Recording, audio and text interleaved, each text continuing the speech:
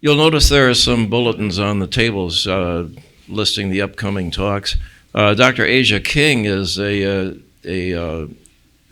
psychologist, counselor, and heavily involved with nonprofit organizations in the minority communities. And she'll be talking to us about allyship. In other words, affluent suburban people like us can't just walk into her kind of neighborhood and say we're here to help. And so she talks about allyship, where you ally yourself with an organization that already exists, and you're there to support them in whatever way. So that's what she'll be talking about next month.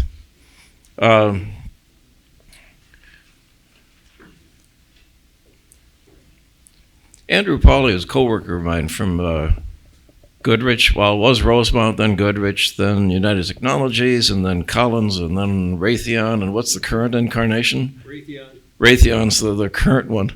And those last three all happened in the last 10 years. So you can see that they've been doing the corporate musical chairs over there. And from that, Andrew then immerses himself in the other side of the world, the area of tent cities and homeless and so on. So it's quite a stark contrast in those two worlds. So we invited Andrew here to talk about his work in these tent camps, and we'll let him take it from there.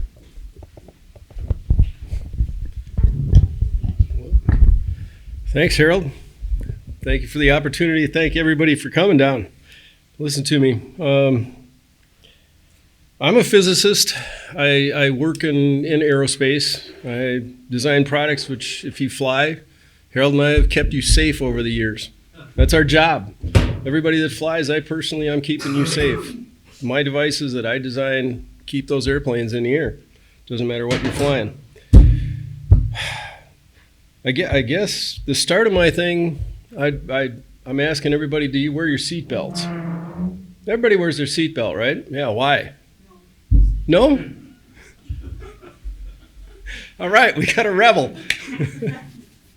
Yeah, the reason people wear their seatbelts, I was wearing a seatbelt before it was something. My dad got seatbelts installed in the car in 1957, before it was an option.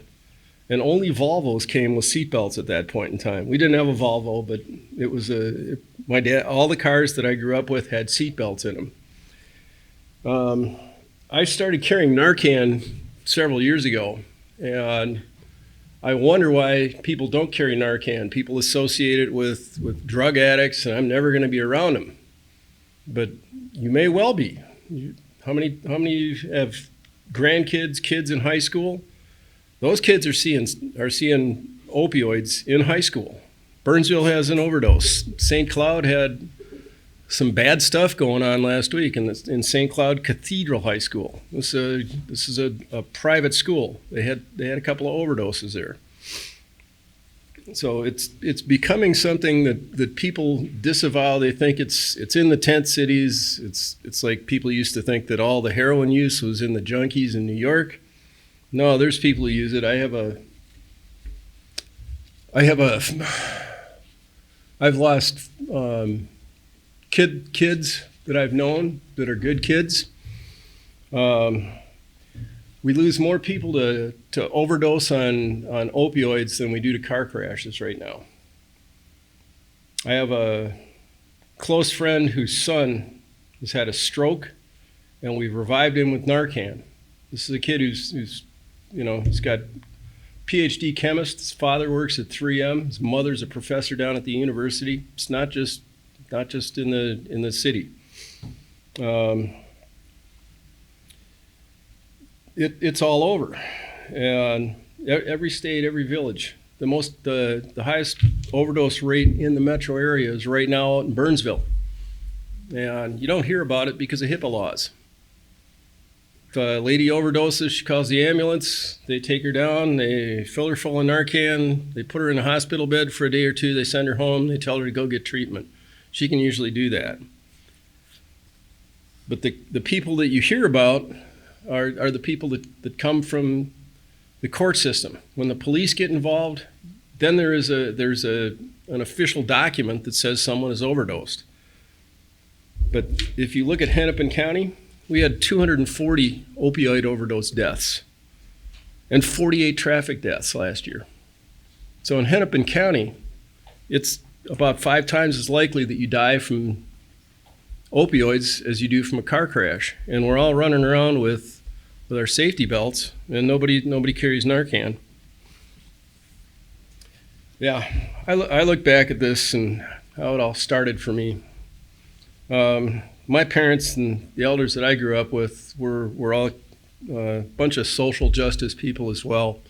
My father was a physician, so I grew up over on Lake Harriet. I've got most of my friends from youth are pretty wealthy. I'm a physicist, so this allyship or whatever they call it, it's kind of new to me. My father took care of people according to their ability to pay when I was young, and he instilled that in me. He took care of Ken Dayton.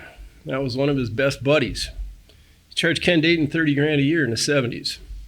That was for whatever medical care he got. Ken Dayton owned his own bed in North Memorial. The Dayton family has their own wing over there. They don't need any money. But my dad would charge him $30,000 a year, and he'd take care of the postman for free. Took care of a buddy of mine for nothing. This is the way that hospitals used to be too. You went in and you paid what you could afford. There was no insurance stuff. Right now, I have a daughter who's been in detox literally dozens of times for alcohol. If you don't have $5,000, your kid's not going to detox, and it's $5,000 in cash right now. Boom. There's no insurance that pays for this kind of stuff for real. They want the $5,000 up front. So the people that I see, the people that are overdosing, they end up in Hennepin County Hospital or they end up in jail. That's where detox is for these people. And if you go to jail, you get kicked out the next morning, they give you $10. That's supposed to give you a cab ride home. But if you look outside the Hennepin County Jail across 4th Street, there's a lineup going on. These guys, everybody that gets out of jail is going over there to pick up their pinks or blues. That's what they used to call them, their fake oxys. And they were cheap. So they'd overdose, they'd get real sick in jail, they'd come out, and the cure for their sickness is across the street. When I started doing this stuff, I've been working in food shelves with church-based food shelves, mostly cooking meals for homeless in Wesleyan downtown before they had the collapse of the balcony. And when they had to collapse the balcony, they closed the kitchen. That used to serve about 300 people on Saturdays. A church that I work with, Minnehaha United Methodist, works with Wesleyan on Saturdays to cook meals there. And I started working in a group called Trail Watch, which started off a bunch of bike hoodlums. I used to ride fixed gear bikes. I'd race alley cats. I'm one of the old people that does it, but there are a number of us who, in the bicycling community, but we got together to form a group called Trail Watch because there were some muggings on the Greenway. Does anybody ride on the Greenway? It's a trench that goes through about 28th Street in Minneapolis, and it's hidden from the street, so it's kind of dangerous, or it was, and it feels dangerous, but it's not. Right now, the Greenway has like zero crime. It's probably the lowest crime rate place in the Twin Cities. There's in 2019, there was one incident. This is in the inner city. In a 5-mile stretch, there was one incident, and we average about 4,000 people commuting on bikes a day. So there was one incident in 1 year, and it was a lady who hit somebody with a rope. She was doing a little meth. And we started Trail Watch to kind of keep it safe. We go out, and we're a bunch of nutcase bikers. We're not doing it for pay. We are deputized. We go out and we sweep the trail, and we have kind of an ear on the city, so we're also deputized. That means that I'm officially entered into the Hennepin County Sheriff and the Minneapolis Police. I have my background checked, and I have phone numbers to call that are not available to most. I can get police involvement quickly. So trail watch is something that we started doing, and it's had a good effect down in Minneapolis. And let's just shift gears a little bit. In 2013, my dad, he's a physician. He had a lump of cancer in his lung, and they took it out, and he was in the hospital for a while. But after he got sent home, they figured, okay, here's this old guy, he's a physician, he'll know what to do. They gave him a morphine drip and just let him go. And my dad was like, yeah, I like this. You know, boom, boom, boom. He ends up down in the hospital. He's down at Abbott Northwestern. That was the first time I'd ever heard of Narcan. He'd overdosed. They took him down in a hospital. We thought he was gone. But they brought him back to life with Narcan. And one of the people that I ride with, and one of my friends, who's also my physician, he works out of Smiley's Point down on 28th and Hiawatha. He's an internist. I talked to him about it, and he said I could get Narcan if I took 4 hours of training and got a prescription. And I was thinking about that, and we were off riding away, and we ran into someone on Trail Watch that summer, and this person was up on the stairs on Columbus Avenue. There are some stairs that can get off the greenway for people that are pedestrians. And it was about 9:30 at night, and the guy was nodding out. We thought he was in trouble. He was having troubles breathing. I felt his neck, and his heartbeat seemed kind of weird, so I called the cops. Cops came. No idea what to do. They were like, okay, so they called the ambulance. Ambulance comes. At that point in time, ambulance comes out, and they have to call the fire department because that's the only people that carried Narcan. And lo and behold, the fire department shows up. They've got Narcan. Boom. This guy kind of gets up. He's undergoing withdrawal, so he was not happy, but he's still alive today as far as I know. I haven't seen him since. And so I ended up getting a prescription and started carrying Narcan. I got a prescription, and I carried nasal Narcan. I still carry nasal Narcan. This, I have many of these. I got 4 in my desk at work. I've got a couple in my car. I've got some in my bike bag. I carry those. These can get somebody out of an overdose. If you got a kid at home, or your neighbor's kid decides they're going to go play around with opium, which is common in schools today, you can save somebody. So now I've got Narcan. Now I'm running around with it, and we didn't really see much. Nobody knew what to do. I'd done it once, and I thought it was, like this huge life-saving thing when I did it the first time. Yeah, little did I know. In 2014, Minnesota passed Steve's Law, which says that anyone that at that point in time you needed a prescription and training. Training, when I first got it, was 4 hours, and then it shifted down to 1 hour later. Now you don't need any training, but I can give training for Narcan if anybody wants it. Steve's Law says that anybody who administers Narcan with good intent can't be charged for anything. Narcan has no side effects unless you are overdosing. At one training that I did at the Seward Co-op, which is close to where I live, a lady asked me if it was bad, so I stuck 5 of them in my leg. It hurts a little bit, but I'm not doing opioids, so I'm not going to have any effect from it. You can give Narcan to anybody who you think is overdosing, and there's no effect unless they're overdosing. It won't affect you or I. And I'd carried it around little bits, and then lo and behold, one of my daughter's friends overdosed. Kid was a hockey player. He was about to go to med school. It was Halloween night. He'd had a hernia operation, and they gave him oxycodones. Just like if a lot of us go to the dentist or the doctor now, you get 100 oxycodones walking out. They love to give that stuff away. I mean, go in and try and tell them if you got a broken finger that you don't want oxycodone. My dentist gave me Vicodin when I had an infection underneath my tooth. I never did a bit of that, and I didn't know what to do with it. I ended up bringing it back to Walgreens. So anyway, after this kid died, I took a serious look, and I went and took another course over at Lund's one night when the Hope Project, which comes out of Steve's Law, offered Narcan and training. So I went over and did more training that night. And I started carrying Narcan.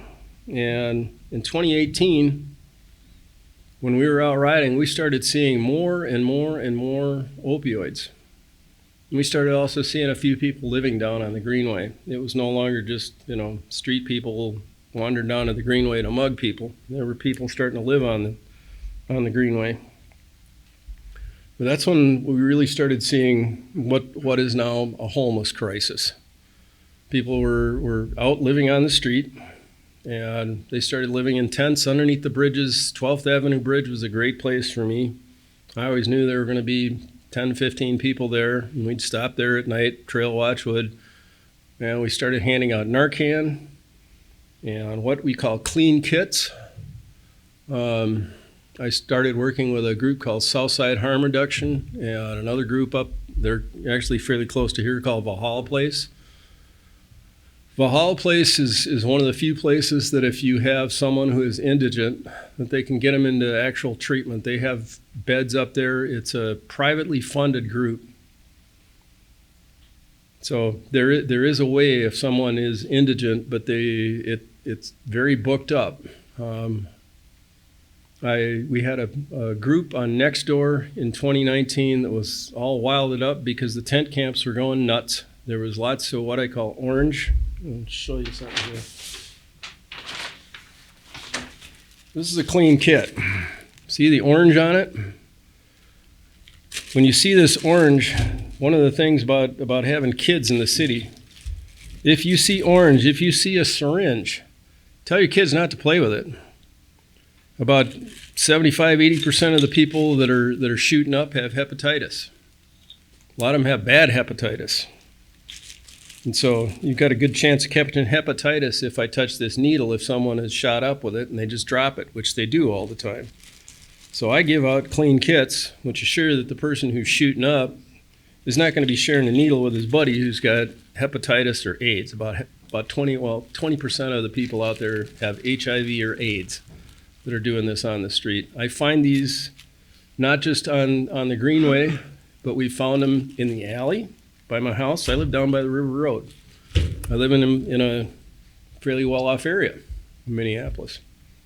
We find these down at the river, down at the White Sands. I live right by what's called the White Sands. It's where the 27th Street Railroad Bridge crosses the river. And there are a fair number of people who are shooting up down there. There are people who are shooting up all over downtown, all over the U. Lots of high schools have this stuff outside of it. So teach your kids, if they see orange, don't pick it up. This stuff can kill you, literally. You don't have to shoot drugs to die. And in 2019, we really started to see everything take off. And everybody thinks it's scary. Yeah, it's kind of scary when you first start out with it. You're amongst a bunch of hoodlums, junkies. And after you get used to it, I ride right into them. They all know who I am. They know that I'm not there to, rob them, beat them up. And they know that I bring them water and food, Narcan, clean kits, so they protect me. We had some individuals fan out on us one night on Trail Watch. There were a number of individuals who fanned across, and they were going to take our bikes. I ride a bike that's it's worth as much as a lot of people's cars. And these people were going to take my bike. No, a bunch of these junkies come out from underneath the bridge, and they're like, no, you're not taking these guys' bikes. We're as safe as can be out there on the Greenway. It's dark. It's way late. But all these people that are in the shadows, they take care of us. In turn, we find out what they're doing. They'll tell us. They're open about it. They tell us what's going on the street. I learn, and I relay this stuff to the cops and to other institutions like Southside Harm, which I do a fair amount of work with. Come on. I'm open. Do you also work with Native substance of Narcan? What is in the substance of Narcan? It's called naloxone. It's a drug that was developed during World War II to offset overdoses. I think it was actually developed in Germany because they used to give the Nazis, they gave them speed, methamphetamine, but they also used a lot of heroin and opiates, and they found that the people that were in the field that they were giving them speed and opiates to, they died. And so they developed this stuff.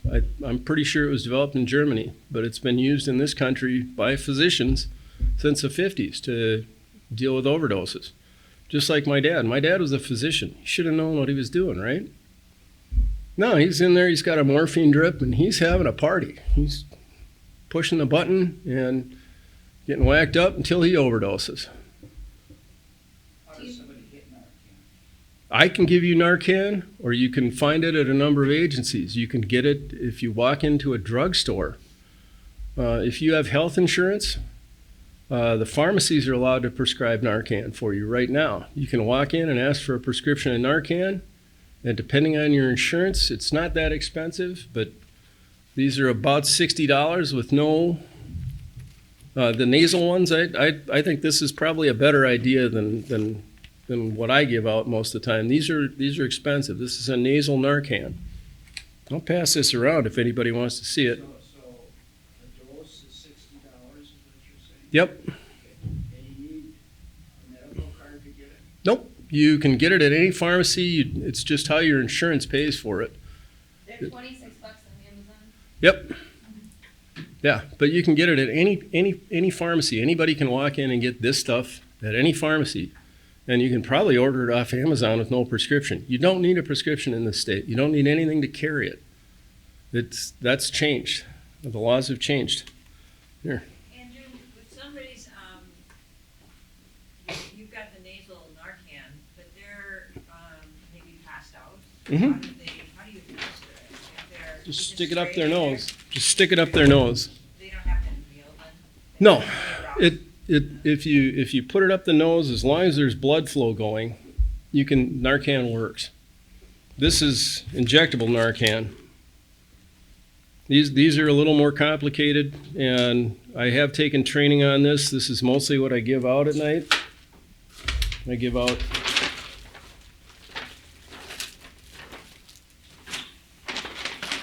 kits of 3. There's 3 doses of Narcan, 2 needles. You just load it up. If you know how to load up a syringe, you load up a syringe and you stick it in somebody's shoulder, their buttocks, or their thigh. You want it in the muscle. It's not something you stick in their vein. Yeah, but anybody can get Narcan in this state. It's part of the whole Steve's Law thing. And you don't need to go visit your doctor. You don't need to have training anymore. Just go to your pharmacy, say, I'd like some Narcan. I want to carry it. There's nothing that anybody can do or say about it. Is it going to ever come out in pill form? I don't know. The pill form, I think would require somebody swallowing it, and then it's got to go through your stomach and into your blood. If someone is overdosing, you've got minutes until they're gone. And there's some stuff out in the street now. They call it Skittles. They're multicolored pills, and this is what's going on in high schools. It's a mix of fentanyl and xylazine, which is a horse trank, and that kills people in 30 to 40 seconds. It'll stop your heart quick. And so if somebody gets a hold of that stuff, you really need to get them dosed up quickly. I go into that right at the end of my spiel, and I'm starting to cry right now.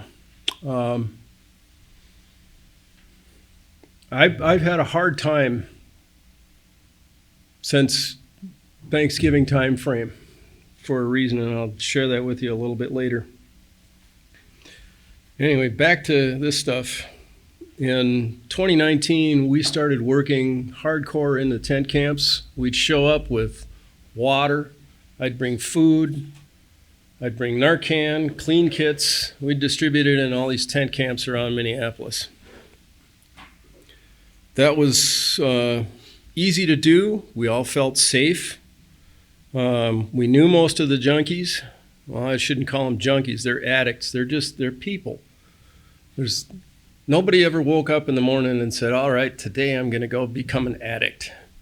It's something that happens to everybody. And it's not just, it's like I said, these are kids that played hockey at the U, that are going to med school.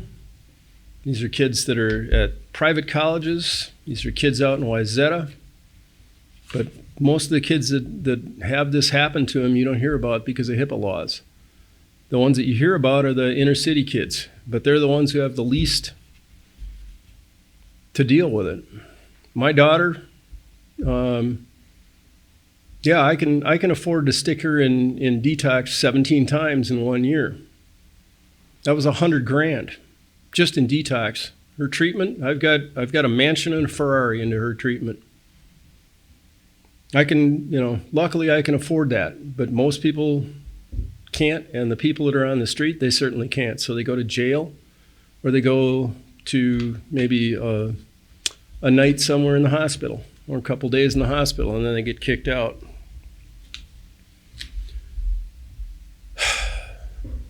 Hennepin County Just one question. So if education isn't the answer, what is?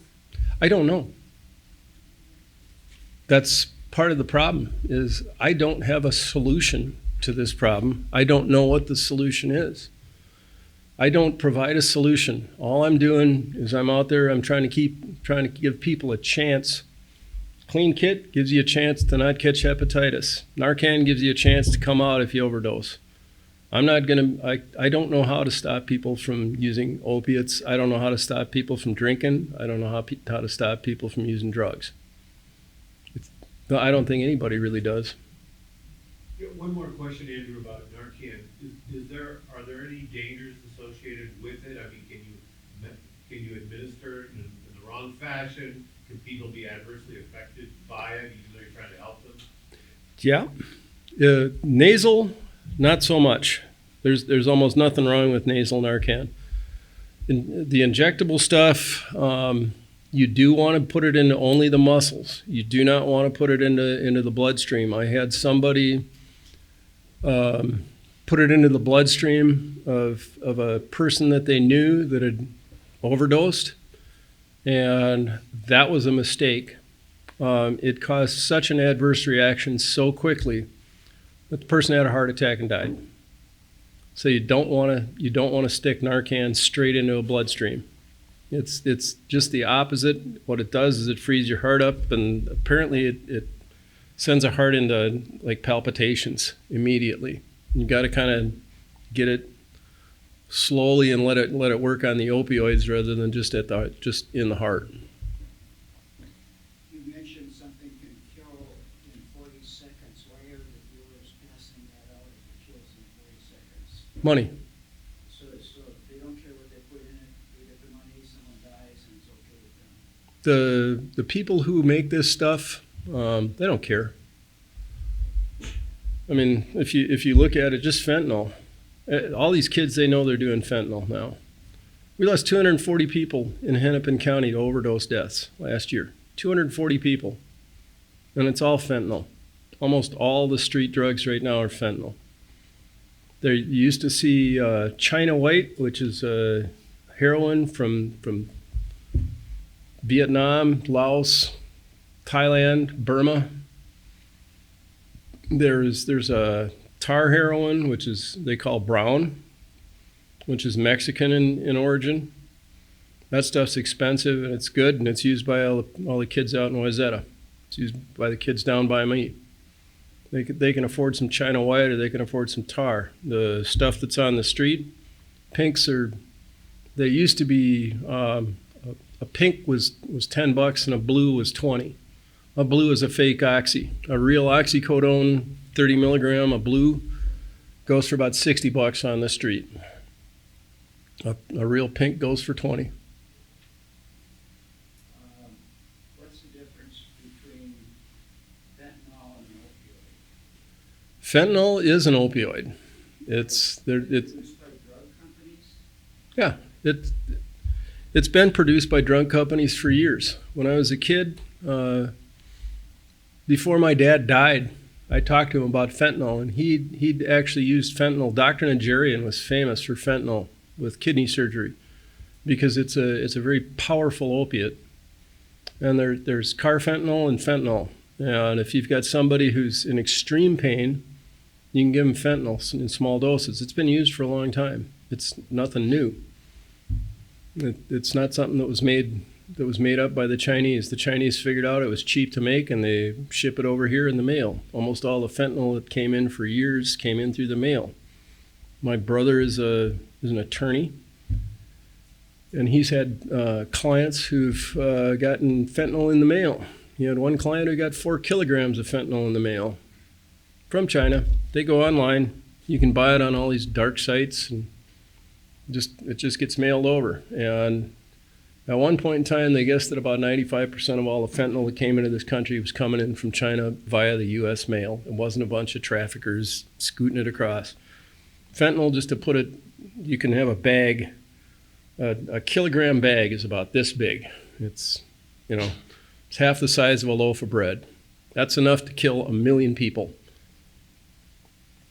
Andrew, it's still though used in regular pharmacy. You bet. Regular medical care. Mhm. I know that when I had a colonoscopy, there's part of the analgesia that I get is a small dose of fentanyl. Yep. It doesn't make me an addict. No. It makes a colonoscopy much more tolerable, but why do kids, what's going on with the kids? That you talk to the kids who are, Yeah, what are they saying about why they choose this drug? it's cool. It's why we smoked pot when we were in high school. When I was in high school, the best drugs always came from the judge's kids. That was the way it was. It's the kids messing around with drugs. Period. I mean, most people that grew up, you could get alcohol, even though you were 14 years old. Yeah, I remember going down in the basement and filling up a brick shampoo bottle with about this much out of all these little bottles, and we took it out in the backyard, drank it, and got sick. And we were 14 years old. We were messing around. That was, every kid does it, and they do the same thing, but it's now they're messing around with fentanyl instead of alcohol. I have 2 questions about the tent camps. Number one, how is it that a homeless person can afford to buy like an $80 Coleman tent? And then second, when they get the word, hey, this tent city is being torn down, why don't these people at least go and take their tent and fold it up and get away instead of having a bulldozer come in and just scoop all this stuff up and it goes to a dumpster?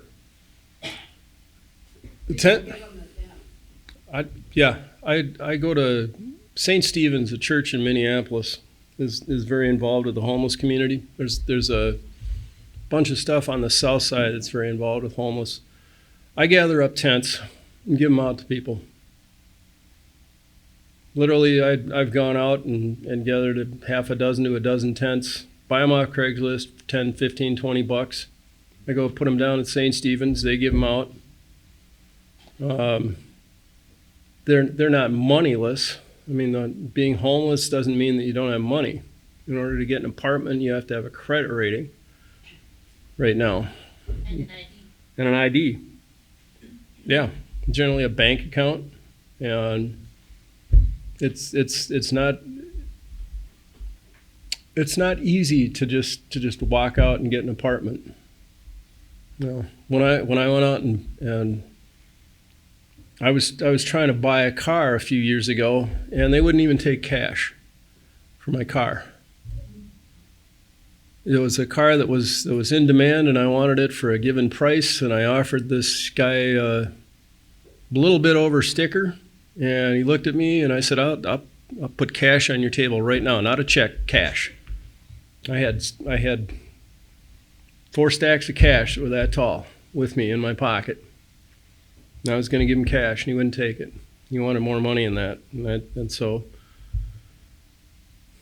it's just like everything else. We live in a world where we don't understand what's going on, and this is part of this allyship. These people that are living in tents, they're dope sick, It's like alcoholics. There are a lot of alcoholics. There have been alcoholics on the street for years.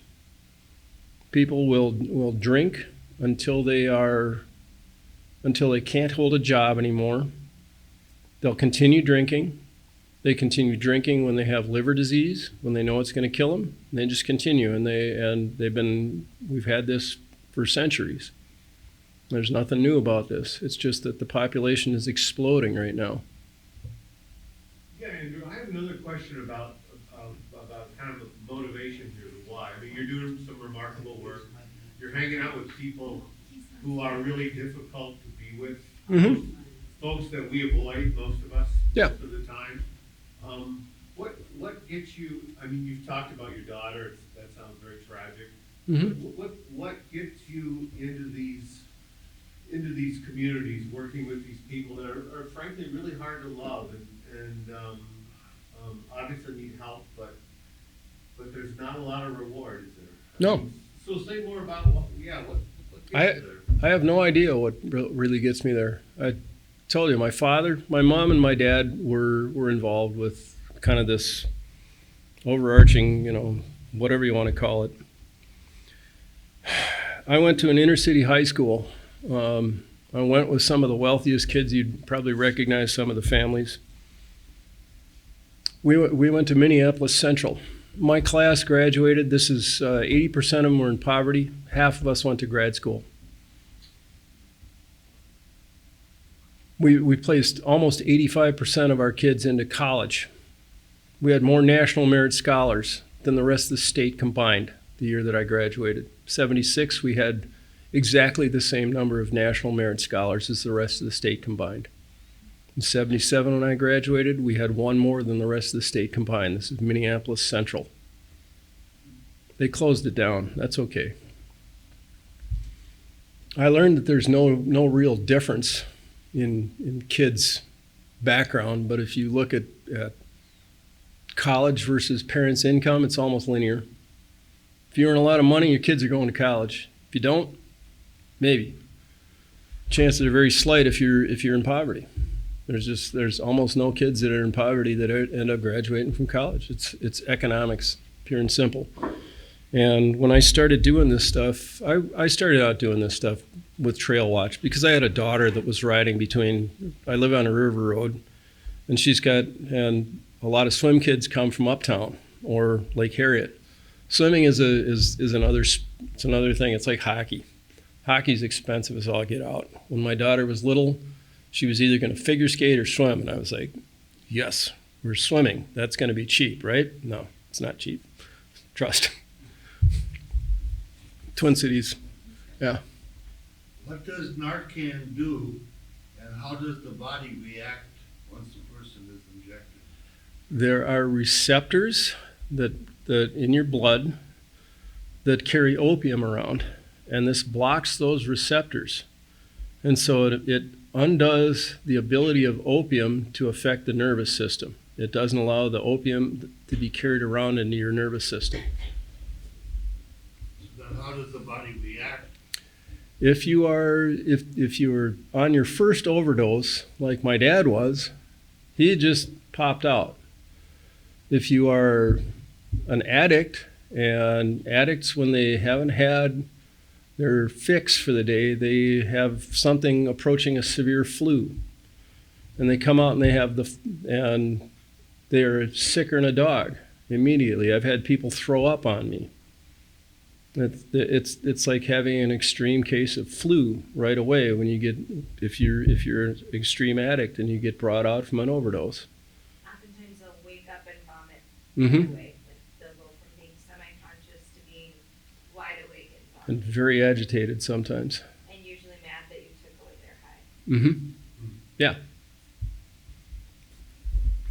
But yeah, we started seeing these tent cities popping up more and more. And then when the pandemic hit in 2020, do you remember? Well, 2019, before the pandemic, 2018, do you remember we were on the news? Minneapolis was. We had this tent city. It was on the national news. This was about 120 tents along Hiawatha Avenue, over between Franklin and 26th. And we were on the national news every night with what to do. the Red Lake community set up the navigation center, which was 3 large Quonset huts over where the trains, where the light rail docks at night. And that was set up. It was the first place that you could go, being homeless, have a shelter if you were using. Almost all shelters, they require that you're sober when you go in. They don't allow people to use. So people that are using, there's no place to go. This is partly why you have a lot of tents. If you're going to use, you're outside. You're sleeping on the train, you're sleeping in a bus stop, you're sleeping in a park, you're sleeping under a bridge. Navigation Center was the only time that I can remember that the city had a safe place to go use. There was Narcan, and there were people who would watch and make sure that you were safe while you were using. If you went under, they would whack you with Narcan, and they didn't send you down to jail. They just hit you with Narcan. But Could you define the mindset of a homeless person? It isn't just a person who's lost a job, because if they're working, they've got an effort to try to find a job. So what is there about a homeless person that he doesn't keep struggling for something else? I've got people who live in the tent camps who are employed and who are not junkies and who don't do anything. I've got one gentleman who I help occasionally. I see him. He was actually at the food shelf that I work at on Friday. He's got a job. He's been working at a job. He's homeless. He doesn't have enough credit to get an apartment. He'd lost his job. He's having some mental issues, but he's completely sober. He's far more sober than I am. I don't think the guy's ever done anything. But he's homeless. He's living in a tent. And he comes to the food shelf to get food. It's not, the tents aren't entirely, young adults who are all shooting up. There are families in the tents. There are kids in these tents. That was one of the things that got us onto the national news. And there's still a lot of kids in the tents. These are people whose parents, for one reason or another, can't figure out how to keep a roof over their kids' heads. And so they're living in a tent. Doesn't mean that the parents are bad people. They're not gangsters. Some of them aren't shooting up. Some of them have a parent who's gotten into terrible trouble, and the other one is trying to figure out how to survive. But lo and behold, she loses her apartment, and she's got 3 kids. What do? They come over to St. Stephen's. They get a 4-person tent, a camp stove, a little bit of stuff to live with, and they live down in a tent city. And sometimes the cops come in and clear them out. When the cops do come in, they post a sign, usually 48 hours before, but sometimes 24 hours before. It's a sign that's this big, and it may be in just one place in the tent camp. So usually word goes out that the cops are going to come in and clean you out, and people will try and clean up whatever they can, but sometimes they do, sometimes they don't. And when the cops come in and clean it up, then St. Stephen's has a run on tents and a run on sleeping bags. And that's just life. But Have you worked with Source Ministries at all? Yes. Do you work with natives against heroin? Yep. Yeah. Southside Harm is run out of the nation down there. It's very close. An old friend of mine, Tony Elk, is the head lawyer for the American Indian movement down here. Why do you think there are so many more Native Americans suffering from opioid addiction? And I ask based on the relationships that I can see you have versus what one might have read or what politicians say. When I grew up, every kid I knew, they were going to grow up and be a doctor, a lawyer, chemist. That's all their peers. They're all my peers' parents. I mean, I lived in an area where we had people that played for the Vikings, lawyers, U.S. senators, governors. I grew up down the block from Arnie Carlson. I hung out with Dave Dernberger's kids when I was young. I've known Rod Graham's for a long time. Mark Dayton, he's a friend of mine. These are in my neighborhood. You grew up, and Everybody thought, okay, you're going to grad school. That was what your expectation was when you were 2 years old. We grew up and we thought everybody was going to go to college, and most of us are going to go to grad school. I want to go be a doctor when I'm older. My dad didn't want any of us to be a doctor because he saw the coming insurance stuff. I'm a physicist. My brother's a lawyer. My sister did international trade for many years. She lived in China before it was really open. Tell people about Source Ministries. Source Ministries is more of a street ministry, and they deal a lot with trying to get people out of situations. They just don't have the funds to do it. Nobody does. That's one of the big problems. Source Ministries is it's like the whole what's the group that runs Twin Cities over in St. Paul? That's Bob Stolke's group. It's run out of his church. There are a number of church-based ministries that have treatment centers. It's Twin Town is the name of the place in St. Paul. There are a lot of people who are trying. I give them all credit. I mean, Southside, we're trying. I got no solution for it. Everybody's trying to do the same thing. We're trying to make people who have mental difficulties, problems with addiction, homeless problems, we're trying to figure out a solution for it.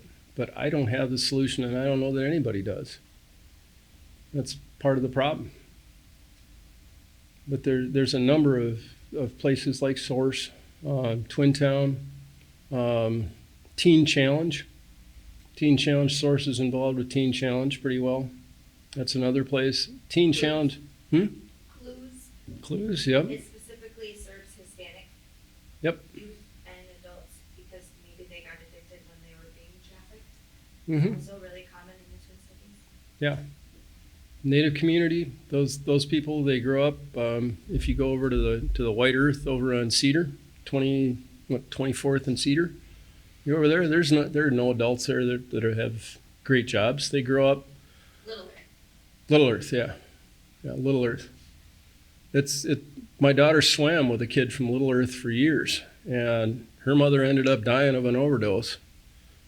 And That's the biggest question that plagues my heart is why are so many more natives victims of opioid addiction than others?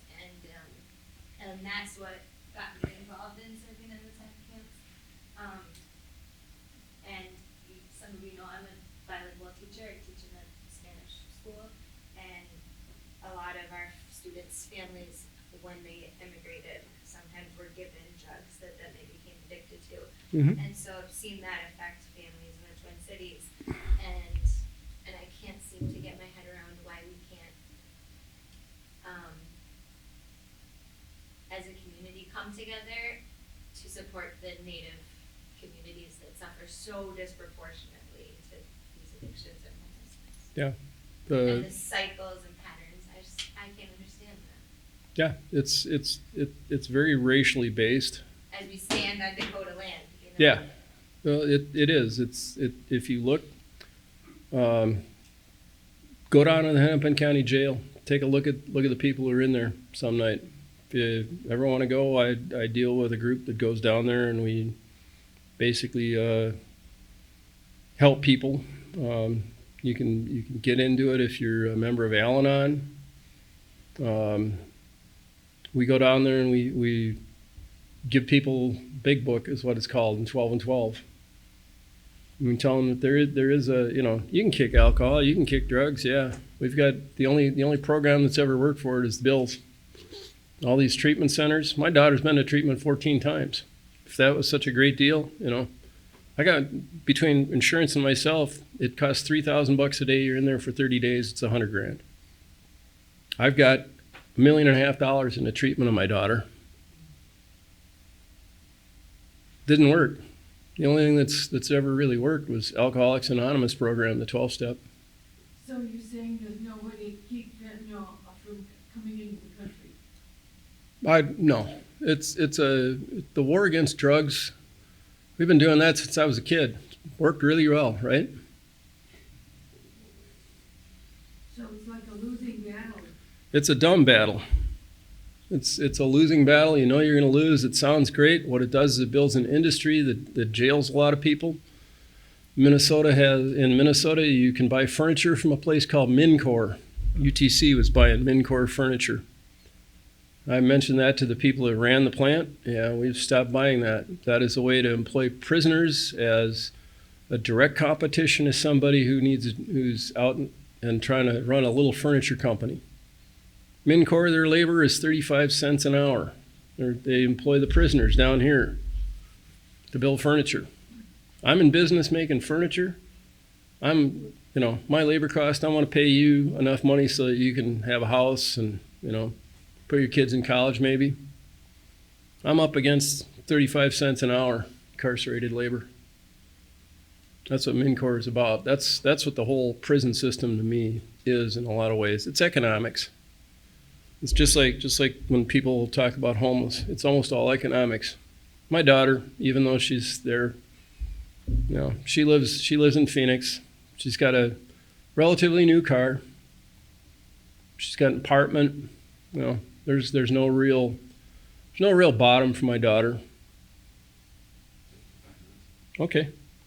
Yeah, I'll just end this thing at the end of my talk. Deals with this stuff. There's a lot of ivory tower people. And at Thanksgiving, I was down. This is when I started seeing Skittles. I went into some tent camps, and I learned that a person I'd known for 3 years, we called him Ick. That was what he preferred. That was his street name. He'd gotten a hold of some stuff with this xylazine in it. Stuck himself. His girlfriend had 2 Narcans. She got them into him. That wasn't enough. He died. I'm standing out in the greenway, holding a candle for a guy who had no chance. He's dead. What do I do? I've been doing this for a long time. I'm at a point right now where I have been unable to go out and deal and do this stuff for months right now. I still go work at the food shelf, but it's so hard to go out and know that the people that you're talking to, shaking hands, giving hugs to, cooking them food. We used to go out in the greenway and we'd cook food on Saturday night. I'd make a big pot of stew. I've got a pan like that, and I'd go light up the Coleman stove and cook for a couple hours and serve a whole bunch of people out of my pocket. No big deal to me. It is a big deal. But losing people that it sucks. And I've been losing too many people, and it just tripped me over the edge this fall. I haven't been able to go out since. And I've been out at night, and I have some drop-off spots for Narcan. They're taped up to the side of some posts. They're gallon jugs. I drop Narcan off in them and leave. I hope I don't meet the people sometimes. It's absolutely crazy because these are human beings. And, I'm in the basement of a church. If you look at Matthew, all the animals have homes, and he didn't have a place to lay his head. You guys stand around here, we sit around here, and we're worshiping a guy who was born homeless.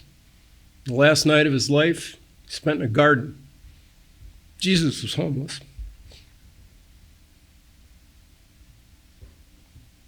Most of his life he spent homeless. And I don't know. If Jesus came back right now, you think he'd be out in a church driving a Mercedes? Probably not. With that, I'll end. Any more questions? I'm so sorry for your loss. It's okay. Thank you for your honesty You're welcome. and for what you do.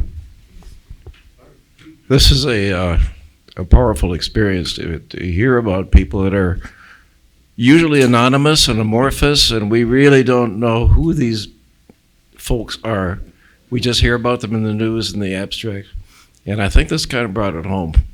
The document that he was working from, there's a bunch of copies on the table back there if you want to take one, share them. We'll also post it on the website or on the link. Thank you, Andrew. Thank you very much.